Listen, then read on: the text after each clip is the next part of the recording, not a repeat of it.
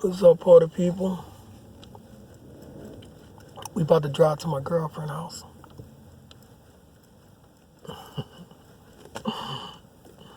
That's how you start this thing, man. Oh, that's right. I ain't got a battery. What's up, man? We just kicking it like we always do.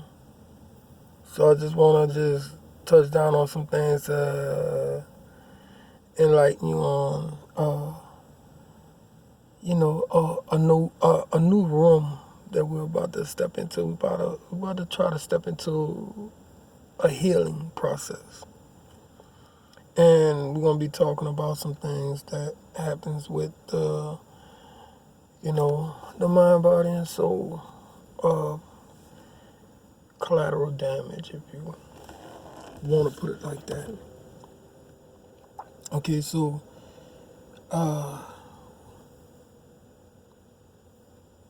in the process of healing, everybody knows, boy, love, it's drama all through everybody's life, tragic. This world is pandemic, man, and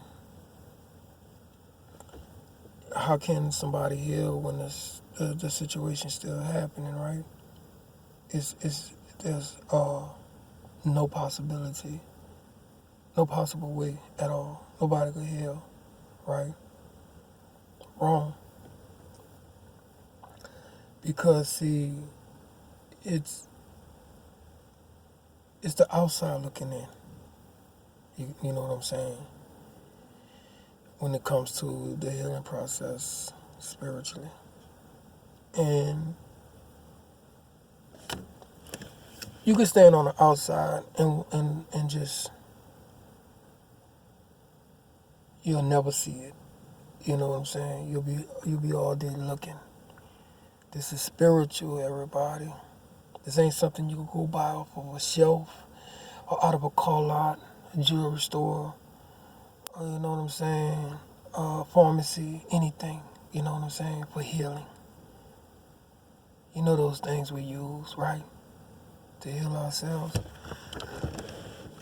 This takes every bit of trying to get your mind right when it comes to this type of healing. This is a spiritual healing. So yeah, what you're gonna have to do is, number one, thank God that you are alive to, you know what I'm saying, make a change, to make it right. And not necessarily with nobody else, just with yourself, because not everybody will accept your apology or anything like that when it comes to healing and all that. They will want to see you constantly beat up by your actions or whatever you have done in the past. And then some people some things you just can't not heal between another person. So it will have to be only between you and God on a lot of missions when it comes to healing. It would only leave you manic if you don't allow the process to heal. Like, for instance, when I got injured, I was a truck driver. When I got injured, a lot of things happened to where I wasn't able to support my family and all that stuff. I tried and tried and tried to get back to work, and I just couldn't. And once I finally got situated where I could do things for my family again, I was so hurt about how people was treating me and said things about me and all that type of stuff, and how I lost all that money starting that company and all that stuff, and got injured right at the last minute, that I took the money and I seriously beat it. I beat it up. I cleaned everything out. It was only 10 grand. Picture 3,000 went to some legal fees that they railroaded me on that one. Just to get a lawyer to say I'm representing Tyrone Farrell costed me $3,000. Didn't even have a charge. They really didn't have a charge at all. But the DA looked at me and said, don't worry, we're going to get you next time. I'm like, why in the hell did this happen, right? Well, it's because of the situation of me getting injured and everything, and the company was involved in that city was a big company. And they left me to die, dude. When I constantly asked them for help, I begged them and all that, bro, and told them that I was seriously injured, and they really just left me out there to die. And, I had to go and file for disability because they wouldn't find what was wrong with me or anything. And I'm like, man, I gotta go on disabled list. I can't go back to work like this. And so, yeah, And once I finally got that money, bro, I went manic because I was hurt. I was hurt. And I had a career that was gonna set my whole family straight, but my whole family wasn't on board. Can't win for losing. Everything that I try to pop into place with people getting on board and follow my lead, letting them know I know what I'm talking about, I know what I'm doing, man. All you gotta do is just do what I ask you to do. That wasn't that wasn't worthy of them doing because hey, who wants to listen to me, right?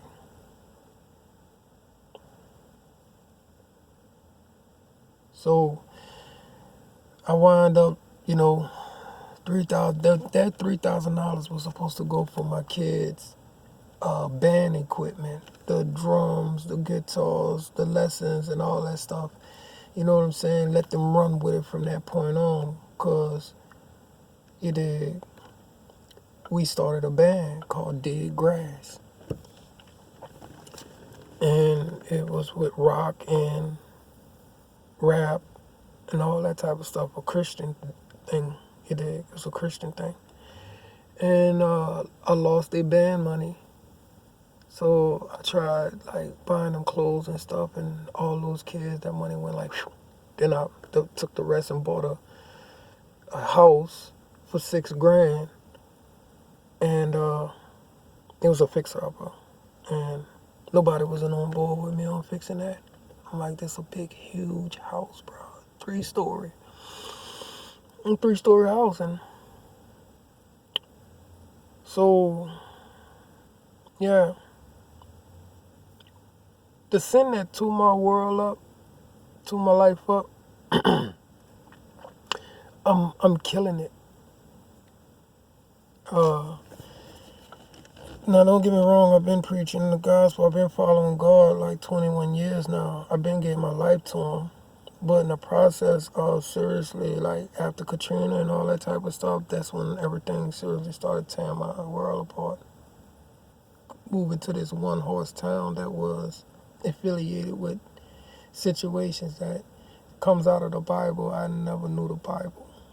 But whatever they did triggered something in the spirit world. And now they in trouble. Like, big time. They know this. But healing is something we all must do. And in the process of bringing the gospel as real as I can ever, be with it through God, God through me. I'm seriously looking to heal and get away from that with I'm really willing to, like, heal, seriously heal, and be at peace with,